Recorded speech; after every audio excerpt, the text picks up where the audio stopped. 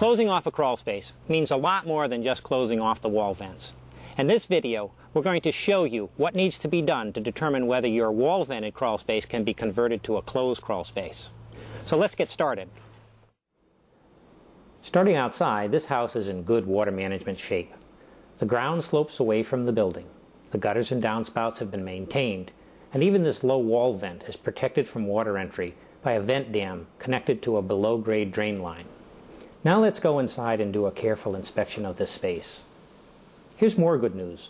While most of this wall is below grade, there are no signs of water entry, such as moisture stains or salt efflorescence, on the inside wall surfaces. The builder did a good job of exterior wall moisture control. It's clear that this crawl space really needs the ground vapor retarder.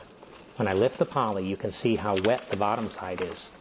Without ground poly, the damp surface soil can add gallons of water per day to this crawl space. Unfortunately, here's a common sight. Large ground areas around the piers and under the heat pump have no poly whatsoever. The missing poly and open wall vents in summer combine to create excess space moisture levels. This poly should be replaced by a sealed liner of new 6mm poly that is attached directly to the walls and the piers.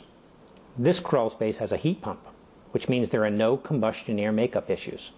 But it's obvious that the system has not been maintained. Condensate water backed up and completely rusted out the bottom end. When this heat pump is cooling, this leak dumps gallons of water into the crawl space. This old energy hog is too rusted out to repair. Given this combined excess moisture load, I'm not surprised to find a lot of surface mold growth on the exposed wood framing. And sure enough, despite the fact that this inspection is being done during dry fall weather, the wood moisture content is still quite high, running just below the mold growing threshold of 19%. So is this a good candidate for closing?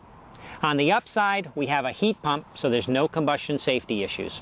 And we have good exterior drainage, gutters and downspouts, and no signs of water entry through the below-grade walls.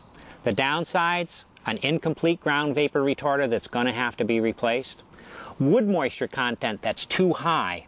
We can dry that out by temporarily installing a dehumidifier when the vents are closed and the walls are air sealed. Lastly, we have corrosion on that heat pump unit.